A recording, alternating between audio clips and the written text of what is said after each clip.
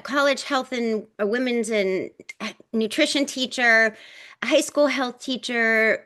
I worked in clinics. So I've taught like you name you name it, I've taught it. And a lot of that just comes from my training and my understanding of people and different methods that work when we're trying to get people to adapt or change health behaviors. So coaching came about in the last 10 years for me.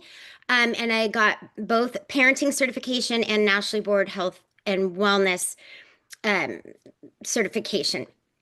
And so that's through the medical board. It's the highest certification. That's always important to me, credentials. And I do find that a lot of my clients say they pick me because of my background. So anyway, so then I created this program, Move Forward, and that's my coaching program, and it's 7 steps. And it basically addresses like looking at your own values, your own definitions of success, focusing on what matters in your house and tuning out the noise of society. Because as I work more and more with people with eating disorders or other negative coping tools, a lot of it is that outside noise and not focusing on what's, um, healing you or working for you. And now with social media, everybody's got all this noise in their head about what they're supposed to do. And so that's kind of my little history in a nutshell, what brought me to this work. And my website is Siah, Siah Fried, Fried, at Siah Fried Coach, sorry, .com is my website. I'm so used to emails. So that's the website. And then I'm on Instagram at Siah Fried Coach also. You mentioned you're so used to emails. I think that's the way the world is going, right? We're either emailing or we're texting. Yeah. Yeah. I don't know if that's good or bad, but that's the way it is, right? It makes me feel old, Yeah. Yeah. Because that's not right? how, I don't know how old you are, but yeah, we definitely didn't grow up like that. Well, I know. I tell people I'm 30 forever. You I know, like like, that store for Forever 21, I'm Forever yeah. 30. Yeah. Yeah. 30's better. Yeah. I like that. 30s, yeah, because 20s was just like disastrous for me. So I prefer my 30s because that's who I found who I was. And one thing and I'll ask you this is when I stopped ignoring me Yeah. was Yeah. my 30s, right? So it Mhm. wasn't like your 20s, people say that's where you find yourself. I was just trying to survive, but I Yeah. found myself in my 30s and I stopped ignoring some of the cries. You mentioned distractions, and I know that I experienced that. Yeah. What are some of the common distractors that you find in not only, let's say, your life, but those who you help? Um, well, I hate to say the obvious, but social media, obviously. And I think that's continuing to make things worse with mental health, with eating disorders. I mean, that's mainly what I'm going to address, and then the other thing I'm going to address is the checklist mentality. And so that's, you know what either you're supposed to do as a parent for success or what you're supposed to do as a young person for success. And with that, I think when I say it, most people understand it. It's basically, if you're a parent, it's like get them in the right school or make sure they have the right learning toys, get them in a sport, make sure they volunteer. But it's such a checklist now that there's no depth or meaning behind it. And a lot of our young people are feeling very lost and empty. And so that's how it leads to something like an eating disorder as a negative coping tool. And we're just seeing a rise in most of these mental health conditions. I think I heard that anxiety was going down, but it's still very slight. So, but yes, distractions are outside noise, is what I call it. Anything I can do, just kind of like you mentioned, like ignoring me, ignoring the pain inside of me. And listen, we all have it, but being busy makes you not have to sit with the pain. So that's what I mean with the distractions. Yeah, you're right, because let me go to work for 14 hours and ignore Yep. what's going on in my household. Bad Yep. marriage, unruly kids. I hate my kids. I love them, but Yeah. today I hate them, Yeah. right? Yeah. Yeah. right? Yeah. And then we find different ways to cope. And I think work, sex, Hmm. drugs, and alcohol, of Yeah. course, Yeah. right? Oh, yeah. And eating are ways that we can use to distract ourselves or maybe to cope, but these Cope. are Yeah. temporary situations, right? Like what's leading so many people to the eating disorder side that you see? Yeah. So eating disorders, there's so much behind an eating disorder, just like all of them, alcohol, sex, all of it. They're multifactorial, which means it's not just one reason. Like I will say, I think for trauma, if somebody was very, very traumatized, that can be the one thing that would stand alone. But it's not just social media. It's not just genetics. It's like the perfect storm, and it's what you're exposed to. It's your social environment. All of that is what leads to an eating disorder. So, like in my family, that was three generations that I know of. My grandparents on both sides, dieting is disordered eating. Okay. And so back in the day, that that gets passed down. And then my dad had very disordered eating, if not full-blown eating disorder. And then I had disordered eating for sure and body dysmorphia, as did other people in my family. And then I started to see it in my daughter, and that's where I was like, no more. And so I really kind of studied generational patterns and what led to eating disorders in our family. It really is. There's a lot of anxiety in our family. And so the way that I believe my grandma on one side at least really dealt with it was with food and then dieting and then food and dieting. And so that was her way of coping. And that was kind of her distraction, because it takes a lot of work to diet and watch your weight and obsess with that, you know. So in our family, there's always some kind of root cause. Remember, like alcohol, any of those, I call them negative coping tools. The reason is we haven't learned a positive way of coping with that feeling. And so we adapt by just take this pain away. And so if you learn it through food, then if you learn it through alcohol, then that's your go-to. Or if that's who you're surrounded with in school, if that's what you're seeing kids deal with, then that's their coping tool. So just remember it's all those different factors in the perfect storm. Do you then think that people are using these things to cope because they want to escape themselves because maybe there's something about themselves that they just don't like? Yeah, I think definitely that. But I also think it's rooted in mental health. Like either they're depressed or they're anxious, but they don't understand it because we're not good at explaining that. And so then they look at their body and go, well, somebody made fun of me and I'm heavy. So that becomes the focus. And that's more almost like the symptom, I guess, of uh the thing they don't like is the symptom of that condition. I believe it's almost always rooted in some kind of mental health condition. I remember reading that body dysmorphia for a number of years was something that impacted women, girls, Oh yeah. a lot more than boys. And then lately you saw a shift where it started to impact boys Yep. a lot more in the past. And if I remember correctly, I think boys have overtaken Sorry. girls, Yeah. right? Well, it's not more, but it's like super high compared to what it used to be. So the latest study that I saw was more than one. This number. I'm really sorry about the dogs. More than 1 in 5 boys. And I don't have an age for that, but we're looking at young men, and this study was Canada and the US. And I think it was diagnosed. I'll have to get you the actual statistics on that. I don't want to misquote it, but um, it was more than 1 in 5. Um, and I think it was at some time in their life struggle with it. And so remember, we're looking at there's different kinds. There's anorexia nervosa, there's bulimia nervosa, there's binge eating, there's exercise bulimia. There's like, lots of different, I think it's five or six of them. And so that's the category.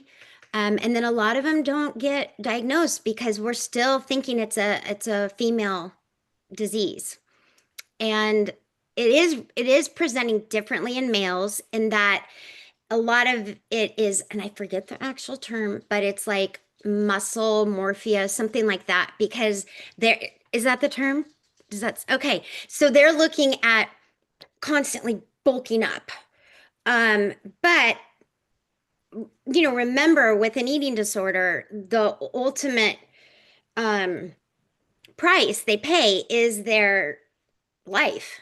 It's the second deadliest disease. Anorexia is the second deadliest mental health disease after fentanyl deaths. And so it's no joke. And any of those conditions I mentioned can turn into anorexia. But bottom line, bulimia, you're also getting depletion of nutrients your body needs.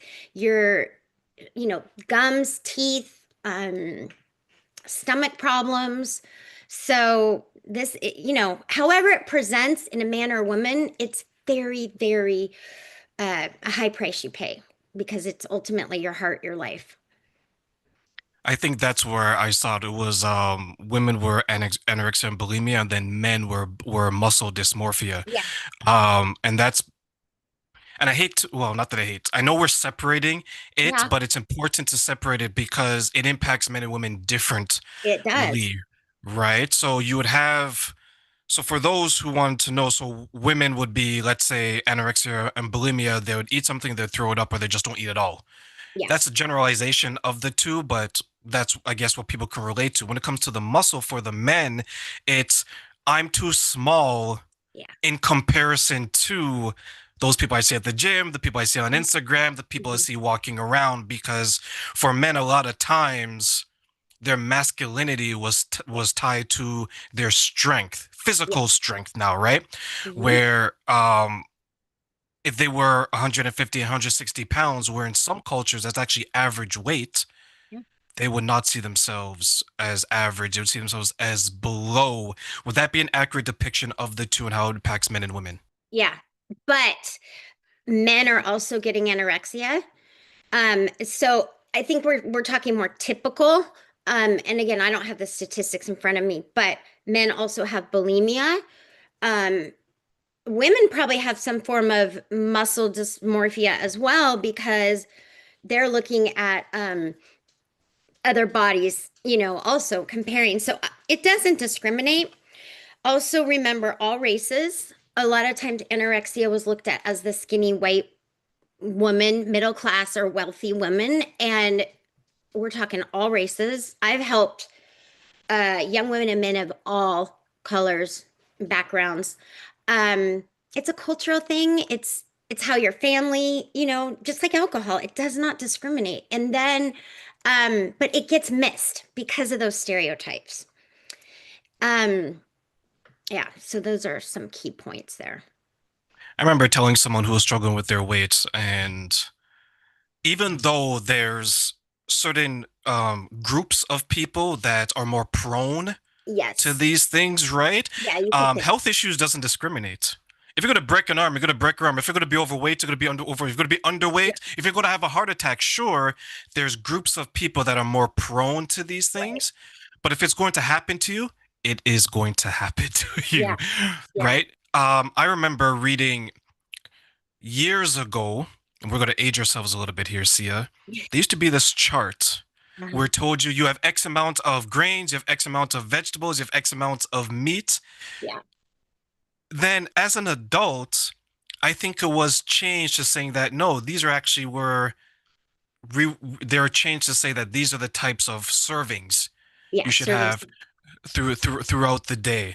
When it comes to eating disorders, in your experiences, how do people fall into it? What do you mean?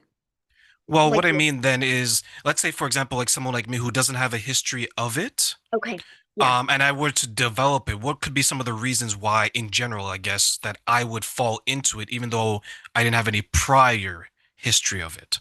So social, like say you're hanging out with a group of people that are really, really into their weight and their the latest fad. Like in my age group, it's everyone's cutting their carbs. And I mean that's a trend overall, but like middle-aged women, it's like no carbs, no carbs. And so if I hang out with that a lot, then I might start cutting my carbs, right? And then go on Instagram and Instagram like hears you. For someone who's non-techie, I don't know how else to say it, but all of a sudden I'm getting all this information on no carbs. Um, and so you start following that information, and then maybe it becomes an extreme. Um, but not everybody is going to fall into that just because that's just an example of somebody who isn't genetically predisposed. Like, for instance, if anxiety or OCD, which are two of the mental health conditions that a lot of times can can push you that way. If we look at biology factors or genetic disposition, or a family history. So if you don't have any of that, like someone like you, environmental or social could contribute to that. But if you're less likely to be hit with a severe mental illness if you're just have environmental or social. If you have biological, like it was in your family, um, and you then a social impact, then that person's much more likely because it's more than one influence. Does that make sense? Absolutely. Okay. Absolutely. Because like anything that could be seen as unhealthy, I think what some people miss a lot, and this is unfortunate, is many of us, you put us in an unhealthy environment, we're going to do unhealthy things. Totally. Yeah, I think that's a great point for sure. And that's where I think social media has made it worse for our kids. I mean, I had one person I was working with, and every week she was frustrated. She's like, "Well, I don't know. My friend told me that I need to fast." And my job is not to tell her as a coach. As a health educator, it was different, but now as a coach, my job isn't to say, "Oh no, don't fast." If she wants to fast, I'm gonna just kind of help her understand what it is and if that really is the right choice for her, and we can explore that. Um, but every week it was a new frustration. Like, no, now it's not fasting. I'm just, and she was like, I'm just so overwhelmed with what I'm supposed to do. And so when you were talking about the food groups, all the science, I go off of like the latest science and studies, and this has not changed in all of my 30 years in public health, where I've worked at hospitals, clinics, just all kinds of organizations. It's the science says the Mediterranean diet, I hate to use the word diet, uh, eating our macronutrients, which are a healthy balance of whole grain carbs, healthy fat, and lean protein, 3 meals a day. Okay, I'm just saying that's the science. Those are the nutrients our bodies use to function. How much you get of your servings versus my servings, that's going to vary. And some of it, no, you don't need a dietitian to tell you what to do. You just need you figuring out, okay, I work out, I'm active, um, and here's pretty general portion of those 3 macros 3 times a day.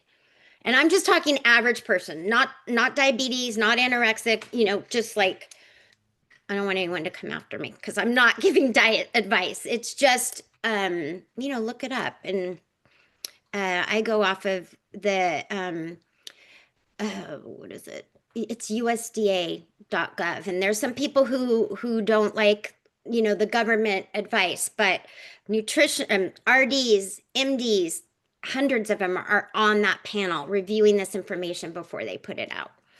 So, I think everyone needs a base, right? And I yeah. think sometimes what has happened is centuries ago, back in the cave days, Yeah. Oh, right? I definitely am always referencing our ancestors. Yeah. Absolutely. To There's a time in human history, Mhm. not that long ago, where in general you can look at someone and you can tell if they were poor and if they were rich, right? Those who were larger in size were rich. Yeah. Opulence, right? Yeah. Yeah. Those who were slimmer in size were poor. The reason why is because of the amount of food they had to eat, Available. Yeah. but more importantly, the access to the food. These days now, 2026 and beyond, for the most part, there isn't a food scarcity. I know there's going to be some people's Yeah. going to say out there, well, there's food. I was like, across the board, most people have access to some type of food, Some type. Right. right? Now, the question is, and I think where this is lacking in a lot of ways for those who maybe eat too much versus who eat too little, maybe even for those who eat too little, is discipline. Yeah. There's some And discipline. the problem with discipline is our body will cry out, I need more of this. I need less of this. Hmm. This is hurting me. Hmm. But unfortunately, there's so many distractions in life. Life in general these days, because life is going so well for so many people, is that we don't hear what our body is telling us, Yeah. right? When in your experiences from when you trace it back to the clients you work to or even through your own Hmm. experiences personally, Hmm.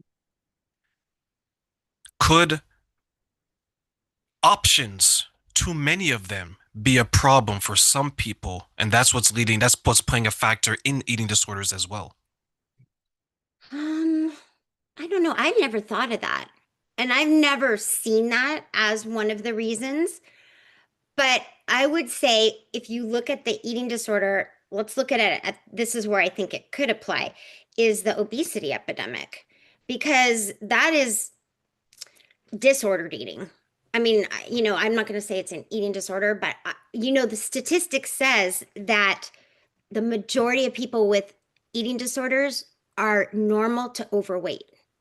So, yeah, and I think there's a lot of reasons for that statement you said, options, because options are, there's less expensive options, and that's so much unhealthy food with fillers, preservatives, sugar, extra calories, and people who don't have a lot of money or haven't been educated, they're going to go for those foods. I remember one time I went out and did a nutrition presentation in a community with much lower as socioeconomic, and these kids came up and they were like, "Oh, I know. A good breakfast would be Gatorade, and I can't remember the other thing." And they were not kidding, like, and I stopped them and they said, "But I also have to remember, what do they have access to? I can't go tell them go get some whole grain bread if they can't." And also I remember I was working with a woman, and this is when it was all I didn't know where they were coming from. I didn't know that this was in LA. And we were talking about her exercise. And she said, "Oh, I can't take walks. I'm in such an unsafe neighborhood." So you can't assume the advice is for, the same for everybody. And so that's where I'm trying to go back to the options where um I think that could lead to some kind of eating disorder or obesity because of the options that are available to them. And that's exactly what I mean, because Okay. there's a lack of options, right? Like you mentioned that, well, I'm in an unsafe neighborhood or I can't do this. Fine. Um, but here's the thing when it comes to life, unfortunately, and I'm taking away from that example, is either you're going to spend time Hmm. preventing the issue or you're going to spend time living through the Yeah, issue, I think that's what right? that, yeah. And And it's and just there, the living through part, I can't come in and be like, okay, let's turn this around. I mean, that's part of public health is looking access, socioeconomic. I was in where was it? I think it was in Oakland. I'm in California.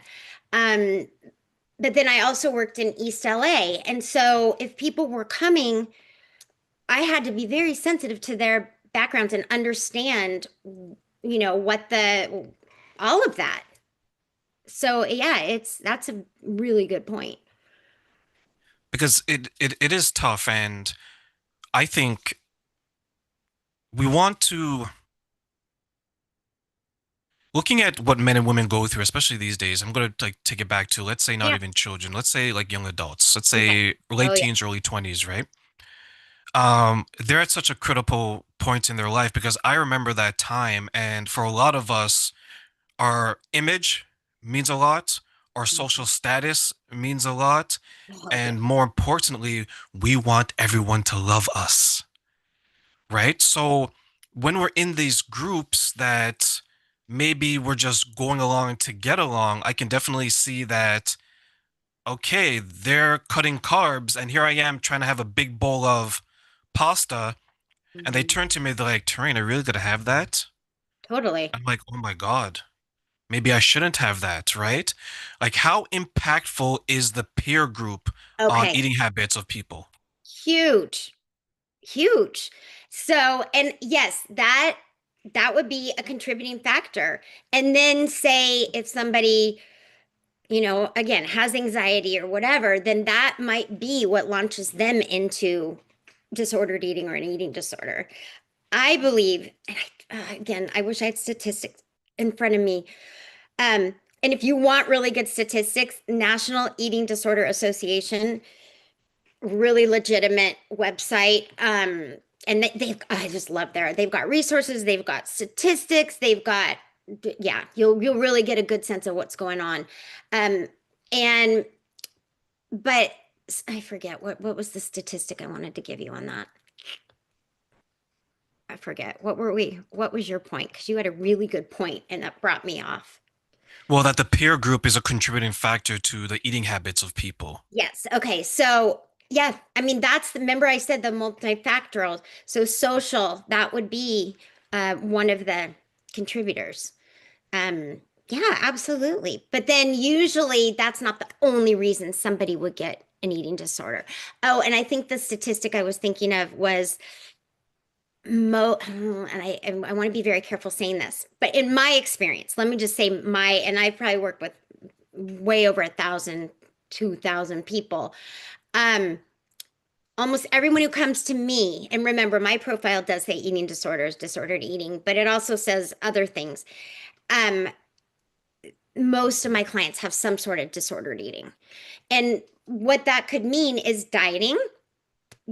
I mean, if you're again mid 50s, I grew up in the 80s. 17 magazine was telling us to eat 800 calories a day. So that's again a social or environmental influence. And I don't know many people my age who didn't have some sort of disordered eating, whether it's dieting or going on the carb craze or whatever. All of that is disordered eating. If you're not eating what your body needs to survive, then that's some kind of disordered eating.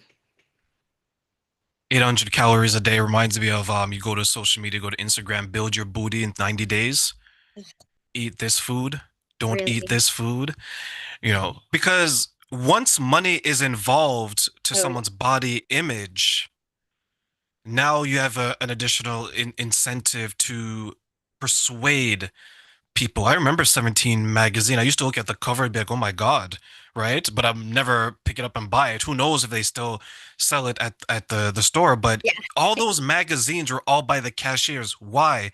Because as you're doing something, you look around, you see this woman, hot, abs, well endowed. You see this Ooh, man, hot, muscles everywhere. You look at the magazine, you look what's in your basket. You look at the magazine, you're like, oh my God, let me put the chips back. Let me Yeah, put back the yeah, cookies, right? These are the it's influences you're shame. talking Some about. shame too, like, oh, you know, I mean, there's a lot of shame with all this too. Just like you said, if the friend makes a comment, are you going to eat that?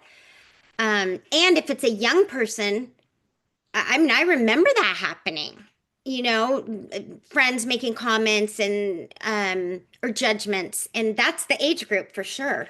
Where we're and also the scary part is, and this is a little bit on a new tangent, but that's when they are growing and their body requires even more nutrients. And if they're denying themselves nutrients just to grow, brain development, calcium's being laid down in the bones. And this is why young people with anorexia or severe bulimia, they can die, especially young people because of that extra need for nutrients. So, What impact does pleasing your partner play on your eating disorders? hmm. Oh, I think in some marriages, and I don't know. Um, but yeah, some marriages especially or relationships, absolutely huge. You Someone I know, work with, I was going to share with you since yeah, you mentioned that. Someone I coach, her partner, I guess they're watching a show and he was making comments about a specific body type. It's like, oh, that girl's like this, that girl's like this, right? yeah, And the first day she was whatever, but then it continued for a couple of days. Then it turned out the entire month that she's like, oh my God, yeah, do you love her? yeah, Right? Because yeah, now she's always hearing it. He may be oblivious like a lot of men. We're just not with it like that, unfortunately. But she began to see that yeah, person and that body type everywhere. It's like when you buy a new car, right? You see the car everywhere you go. She started to see this person in yeah. commercials, in magazines. So now she's comparing herself Mhm. to that, right? And when I ask that question, that's what I mean. Can the comparison of what you think your partner likes from a body Yeah, type perspective play a factor in your eating habits? yeah. And that would be the environmental contributing factor because it's what you're around, it's what you're hearing. And somebody who, especially if the self esteem was lower, or if they'd been judged before on their body, those are triggers that could launch that, you know? Also certain personalities, like if that person had already, had some kind of addiction like alcohol in the past.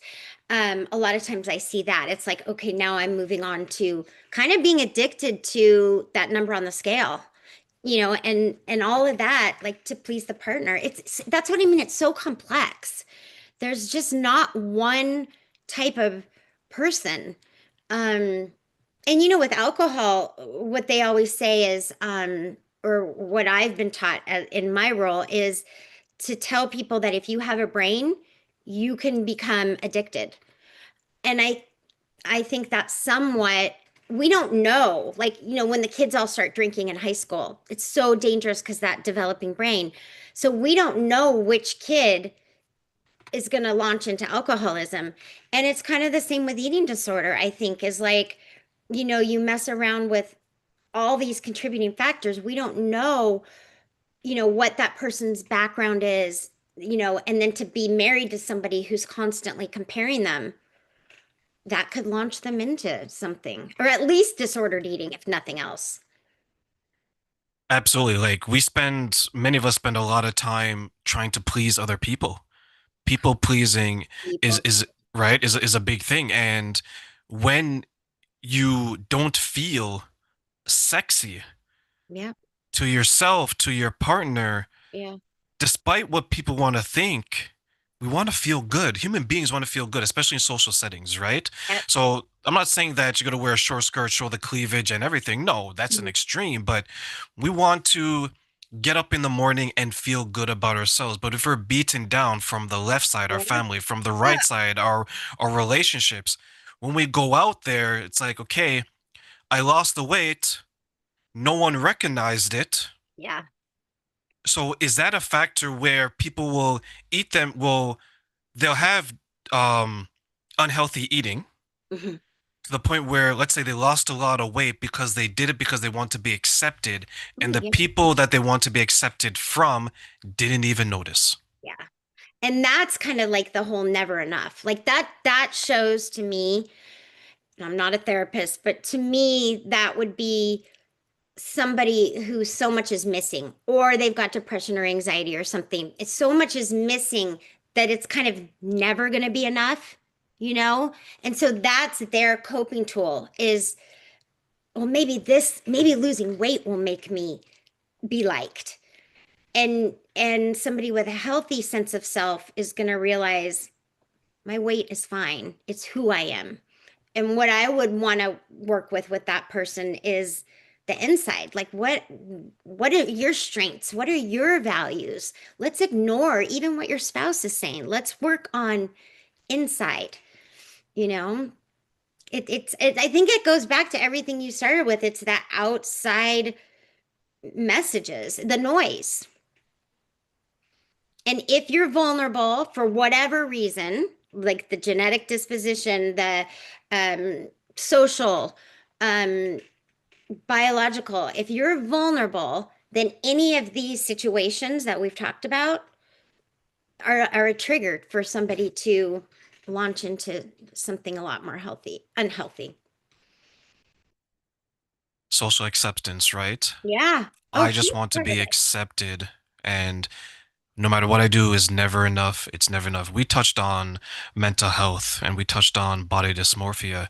And from a mental health perspective, sometimes we can look in the mirror and all we see is the ugly. All we see is the not enough. All we see is the shame. All we see is the scars. Mhm.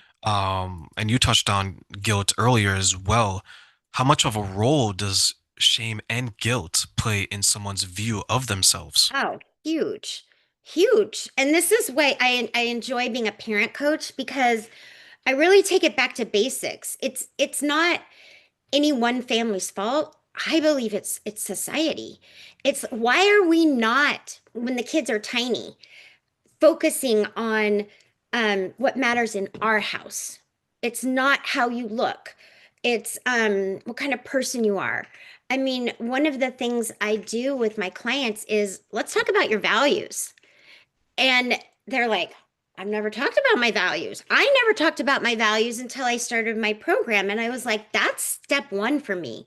Because guess what? Every decision you make is based on your values. Little ones to what I'm going to eat when I'm hungry, to whom I'm going to hang out with, to am I going to, take that first drink of alcohol as a kid? All of those go to your values. And I think it's so important, especially I'm getting more and more young parents coming to me and they're like, wow, yeah. Because guess what? I wish I would have, like, my husband and I would have said, what are your values? What are mine? Let's make sure we're on the same page. And even if we're not on everything, let's always bring it back to values for our kids. Whenever there's a tough moment, let's go, hey, guess what, guys? Our family values, that's what they are in this house. So your friends may be dieting or whatever they're doing, but in this house, we eat three balanced meals. And here's why. And so it's just the focus is always external, being judged, whatever. And kids go to school listening to what their peers, and that may just be human nature, but I do think we could change that. I have a client who literally has an eating disorder because, well, again, other factors, but she was bullied for being overweight, chubby. That was her word. I was chubby and I was the chubby one. And she's like, she's in recovery now, but she still kind of has what she calls I forget to eat, but it's her protective because she doesn't want to gain weight. She never wants to be that chubby kid again. So that had a huge impact on her. I don't want to go back to this because there's a trauma attached to it. So this is what I'm going to be doing. Because if I were to balance it out, this that I'm doing to myself, if it becomes unhealthy, is less impactful than what I remember Oh, that 100. experience had. Is that how it is? Oh, for sure. You said that perfectly. Yeah. Like, yeah, I think anybody who has been bullied, or not just bullied, uncomfortable. I had a doctor when I was, gosh, probably fourth grade. And he said, I remember I was 70, like 1 pounds. And I wasn't. You look, I wasn't like chubby or fat or whatever. I just wasn't skinny. And this doctor said to my mom, "You got to watch her weight." And that made an impact on me. And then both my grandmas were always dieting, and my mom was always worried about weight. So you bet I started writing down my weight, like a little graph in fourth grade because of that doctor's comment. Those things stay with us forever, Uh, don't they? and that was not even a kid, a bully. But guess what? Throughout, I remember one time at soccer, I was starving, and I said to one of my teammates, "I'm so hungry." And she goes, "Do you eat a lot?" This was one of my teammates. And that I was a teenager. I was like, because I had had that doctor's comment and I had had grandmas who diet. So, of course, you see how that was my messaging, and it sticks with you. It does, especially something that everyone does. Everyone eats. Exactly. Right? It's Exactly. Yeah. right, like food, shelter, basic needs. Yes. Right? Yeah. And but then some people, because they will view what you're doing, they'll shame. They'll shame that you're Thank eating. They'll shame your body size. They'll shame the way you conduct yourselves. And I can see it having such a profound impact, especially from childhood all the way to adulthood, you. because if you've gone through a traumatic experience like that and you enter into a relationship now, Mhm. the moment you start to become intimate and take off your clothes, Yeah. you're in your mind, you're probably thinking, I hope this person doesn't see this. I hope they don't see that. Make sure Yeah. the light's off, right? What impact does, let's say, body dysmorphia, for Mhm. example, have on adult romantic relationships? Oh, yeah. Huge. I think that's where, say you didn't grow up with body dysmorphia. You're not gonna, unless you're paying attention to social media, you know, um, you're not, but we know those people, right? I know people who I'm like, God, she clearly just owns it. Like puts on a bathing suit and isn't model perfect, but looks good, but owns it. That's beauty. But in our society, if you don't have that confidence, somebody else is going to look at her and go, "Oh, she's overweight, or she's thick, or big boned." I hate that comment. Then that's what's gonna come out. But somebody like that, it'll bounce right off of them because of the confidence, you know? Yeah, you always want to make sure that you're trying to live the healthiest version of yourself that you can, Yeah. but you also want to build up the confidence. Always tell people that there's the four pillars of health, right? There's the spiritual, the physical, Yep. the mental, and the emotional. Yep. The physical and the spiritual, a lot of people know, right? The physical, you go to the gym, you eat well. That's what Spiritual, everybody knows. Yeah. yeah, the spiritual is tied to some type of religion or just a spiritual person. Hmm. But a lot of people seem to forget that, or they ignore that there's a lot of people who eat their problems. There's a lot of people who store their problems in different ways, right? There's a beautiful book that I have to start reading called The Body Keeps a Score. Like the body will show you what you're going through. And even myself, when I was increasing in weight, I was 140 pounds for many, many years. I was a very slim person, but I was strong because I like to lift weights. I made a goal that I want to get as close to 200 pounds as possible. So I was going to the gym more, I was eating more, but what I noticed that my body had to adapt to the amount of weight because it spent so many years at no more than 140, 145 pounds. So when I got to 160, when I got to 170, when I got to 180, I was like, whew, my body feels so tired because it's getting used to the Yeah. body mass, right? But I Yeah. learned about distracted eating and attentive eating. And for those who don't know, distractive eating is when you're doing something, you're just eating, watching TV, just feeding yourself, right? Attentive is, okay, I'm hungry. I can't ignore the hunger signs anymore. I'm gonna go eat. The problem with distracted eating, especially these days, is so many of us are in front of the TV, so many of us in front of the computer. So what do? Just Oh, eating, listening to this podcast, yeah. just eating, catching up on my shows, right? Yeah. There's a reason why they're called comfort food because you're literally sitting down in your underwear just eating. Right? Like, what are Nobody some of knows. the Yeah. yeah, no one knows, right? What are some of the consequences into falling the trap of distracted eating? Oh gosh, huge. I would say that when somebody's not coming to me because of like an actual eating disorder, recovery or whatever, like it's disor that's I would call that disordered eating, because we're not feeding our body what it needs. We're probably not sitting there with the three macros. We're just eating mindlessly. And so I do the other part of my program is intuitive eating, which is what you're calling attentive eating, where you're very in tune. Um, and I work with people all the time, every week. At least it touches on. They could be coming to me for something else, but they're like, it may not even be like weight or nutrition. It's hey, there's one other thing area that I want to kind of like you said, like the four pillars. Like, hey, I know that I'm eating mindlessly and I want to stop that. And so often, yes, I think during the day, like after COVID, all of us working from home, I still work from home. Um, but it's late night snacking that gets a lot of people. And I think that I've kind of pinned this down. I ask all my clients, so are you really busy during the day and you either forget to eat or you're like full, you just don't feel hunger because you're busy? But then guess what? Hunger's going to hit after dinner. And that's where it's like just the mind. I've so many people, that's the pattern. And part of that's just our busyness. And that's a problem. You forget to eat. Yes, I do it. I mean, when I'm super busy, it's like, you saw me, I was trying to shove down my smoothie before we got on. I'm not proud of that, but it's like it's a fact. Like Europe, they're so much better, and South America too. They are so much better about meals. And you know what? I have a lot of European clients and South American actually.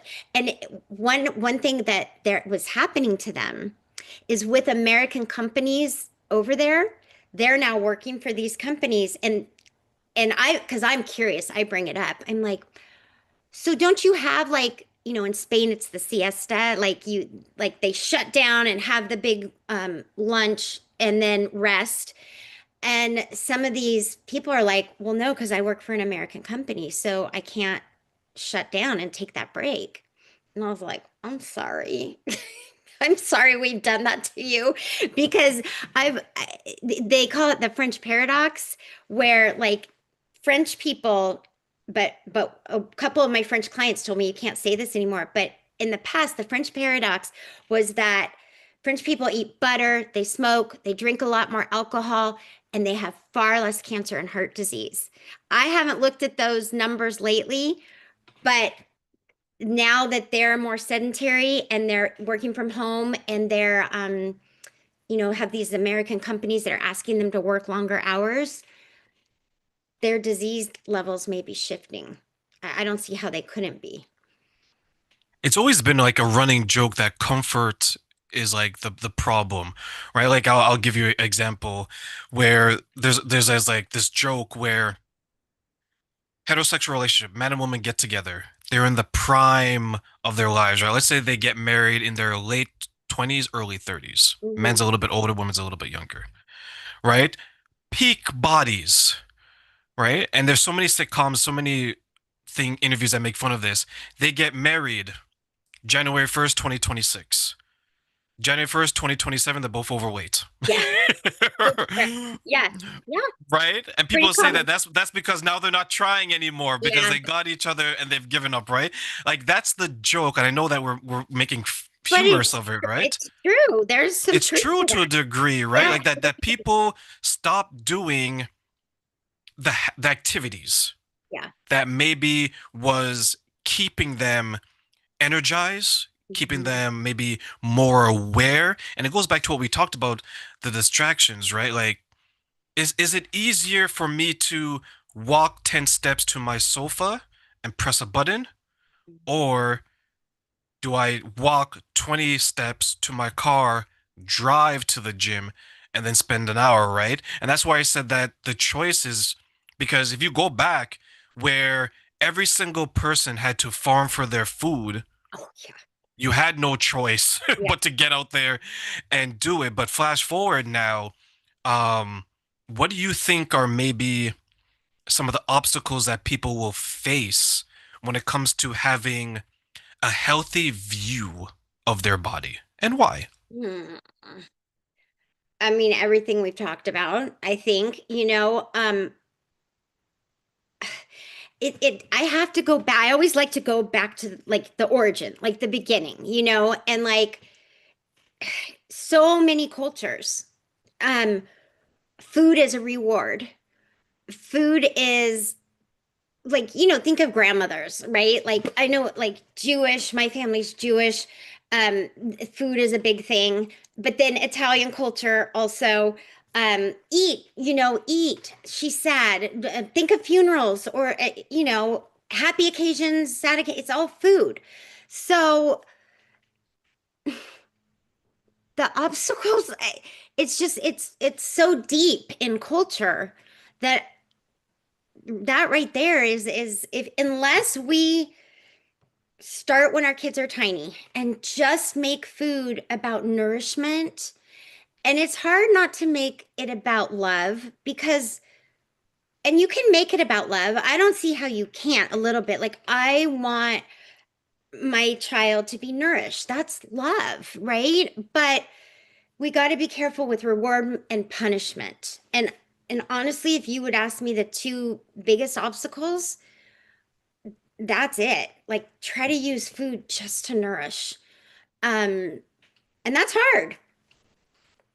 Think about it, like a birthday party. What, I'm not going to give my kid a cake, because, but that doesn't have to be reward. That's just part of the celebration. It's how we talk about food. It's how we, I know I've said things in my house that I'm sure confused my kids about food. And that's the way I was raised. And then I have this background on it. So I have to be careful. So it's too, it's too complicated.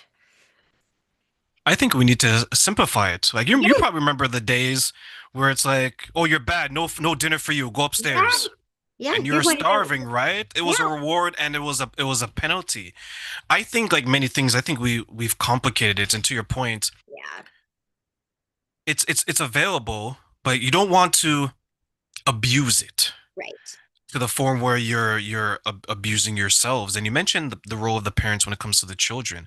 What roles do parents then play in helping their children to identify healthy behaviors and a healthy view of food? Yeah. So just like I said, I mean, I work on both extremes. Like I started my career with the childhood obesity epidemic. That was my thesis. That was like what I started working with. But I always had that family history of eating disorders. So, but eating disorders were not talked about. And I didn't even know that my family had eating disorders back in the what, 90s when I started working. I'm like, it's just was the way we ate. We were healthy. But so anytime I would present healthy eating to a group of kids, I never use the word fat. I always use the word balance, just very careful. And then I started, the eating disorder when mental health started becoming an epidemic for kids and eating disorders became a part of that, then it was much easier to be like, okay, we got this extreme and this extreme. We need to be in the middle. But I have parents probably, and again, my profile says eating disorders, disordered eating, but coming to me saying, I don't want my kids to more than anything be heavy, is their concern. So when can I give my kid treats? I don't have any sweets in my house. I don't have, well, guess what? Those kids are going to go to the neighbors. and they're going to find sweets. So don't take it all away. I mean, that happened to me. My neighbor kids would come here and they would find chocolate, and my son would be like, "Mom, can so and so have chocolate?" And I'm like, "Where did they get the chocolate?" It was from Easter, like way back in the cupboard. But this kid knew I always had some kind of sweet. I wanted it there so that my kids could know it's available, but it's a sometimes food. It's not going to help you grow. So I really tried to use that wording.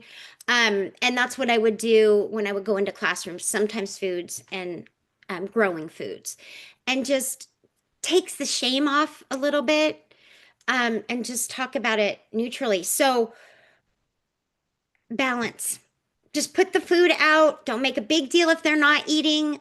The doctor himself or herself will say kids at a young age, if they're not eating dinner, it's more a control thing usually. And I always say start with your doctor. I want your pediatrician's input first. Um, because if there's some medical thing, I want that handled by the doctor. But if the doctor says, yeah, this is a control thing, I'm not worried about this kid starving, then put the meal out. No other food. Don't make a big deal about it. They will come eat it. But that's the plate, you know. So just go about it with balance and neutrality, and like they're at a birthday party, please don't be the parent that brings your own dessert or something. Like let them have cake. But you need to eat your growing foods first because cake doesn't help us grow. I just think it's how we talk about it. The reason why I chuckled, for those who didn't know, is I'm a dog owner.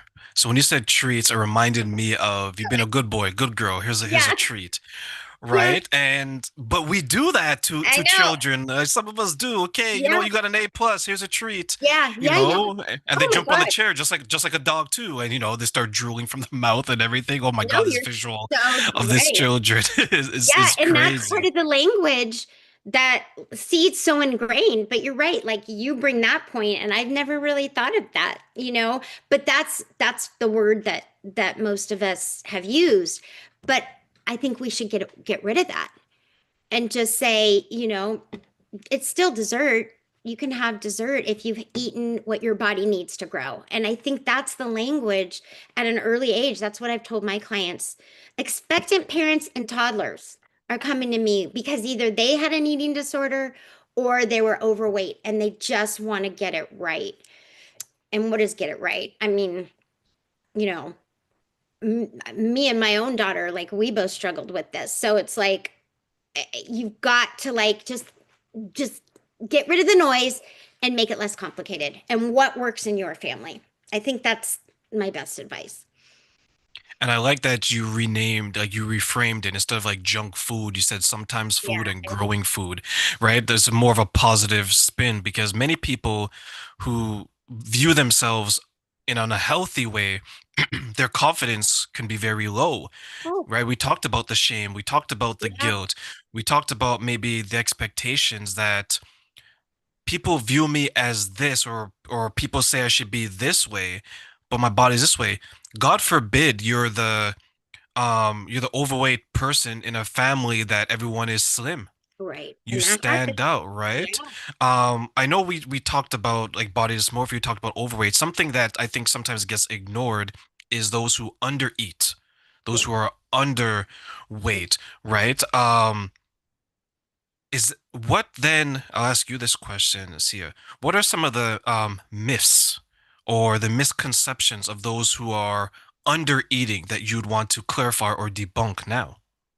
So there are a lot of physical conditions, right? Like, or diseases that make somebody undereat. Like, we have to just start there. Like, we can't, maybe, but then that's kind of where some of the stereotypes come from, too. Like, oh, they don't have enough money to buy food. Number one, there's still some of that.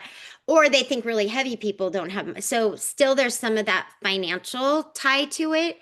Um, but there are medical conditions where certain people can't eat. But there's also that's the way they're built. Um, so that doesn't mean necessarily that they have an eating disorder. Um, So I think those are the two things to start with. Again, it kind of goes back to the medical. I think you always have to understand that piece of it. But if people don't understand that, then they start generalizing and stereotyping, and that can lead to all kinds of low confidence and actual eating disorders, you know. So I think that's part of it. But there's something called ARFID, which is an eating disorder, and that's a lot of times this is newer research, but it's being shown to be linked with like autism and mainly autism. And so that's just like they don't like texture, they don't like certain foods. And so that may or may not make them thin, but that's an example of, but it's actually classified as an eating disorder. So it's something like that's going on. I just wish people could understand what's going on before they make that. But that's human nature, right? We don't. We just assume. And that can make, Unfortunately, in the world today, not everyone, no one is owed understanding, unfortunately. oh, you're right. I know. I don't Yeah. like No, it. no, but I think that if we can carry ourselves, and I think many people still want to do this, if we can carry ourselves with self-respect Yeah. and give ourselves grace, Yeah. I think that's a really good starting point because unfortunately, it's easy to get beaten down and not love yourself in the way that you maybe need to be loved. Like I look at so many people that I've assisted, maybe you've seen this, where some of the behaviors that they're doing to themselves is coming from a place of lack of love. Oh, for sure. For sure. Yeah. And so at that point, again, it gets complicated. Like, why? Was there shame? Was there, abuse? Like, it's just so complicated. How do we all of a sudden teach an adult or a teenager, even a child, how to love themselves when they've been taught they're unlovable for whatever reason? Bullying, uh, parenting, you know, how they look, how they just low self-esteem, like somebody with ADHD, for example, a kid with ADHD can have low self-esteem because they never feel like undiagnosed, especially they never feel like they're doing anything right. And they're always hearing their name, like sit down, so and so, sit down, so and so. And at home, they're always getting, they can't help it. So that could lead. In fact, people with ADHD do have higher rates of eating disorders. So, and that could be, again, several reasons, but I mean, always being called out for something and not feeling smart because your brain can't learn the way the rest of your classmates learn. It's just so complex.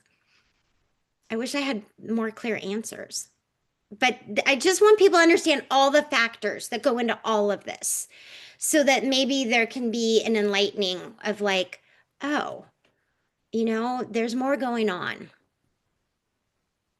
A big first step is awareness, and that's what we're doing Yes. today, right? Because some people, we talked about shame and guilt. Some people are not able to have the conversation because they don't want to be viewed as such. If your cup, for lack of a better word, is always on empty, if your love tank is always on E, you're not going to be able to have these conversations. But what you can do is that in silence, in secrecy, you can pull it up and say that I just want to feel better of myself. I've tried the diets. I've Yes. tried to be loved for who I am. I've tried to do this. I've tried to do that.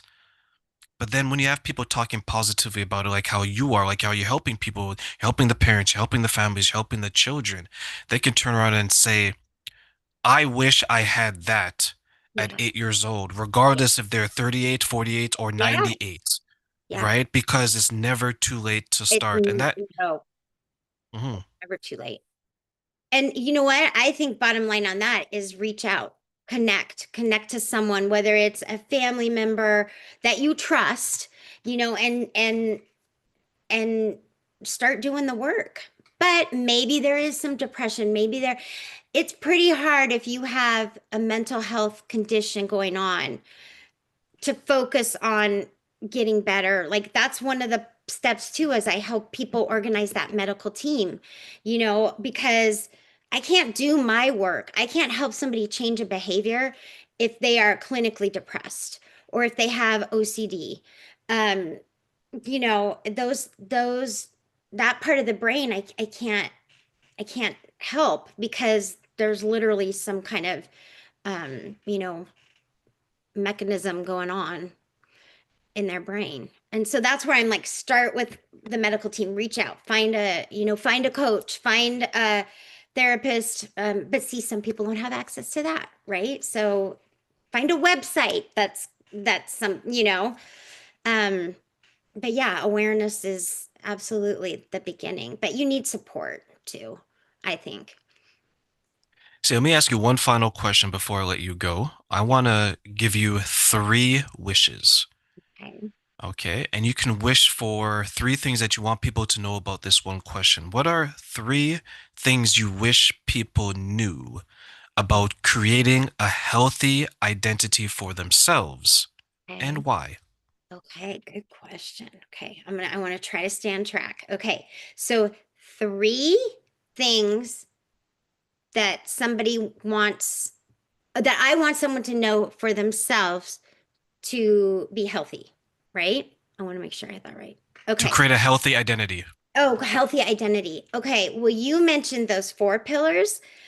I go off of the wellness wheel, and it's got seven different categories.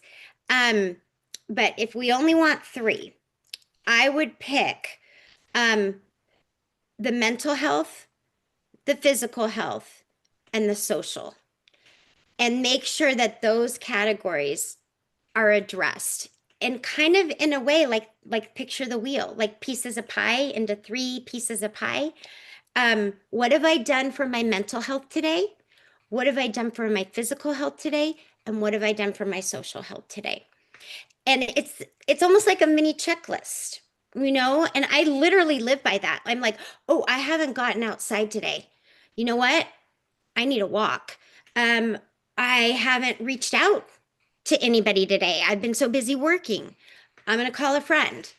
Um, and then my mental health, maybe I just need to sit with my dog and pet my dog. So I think those, I mean, yes, there's seven areas or the four pillars, but if I'm asked three, I think those three are what humans need most. And it's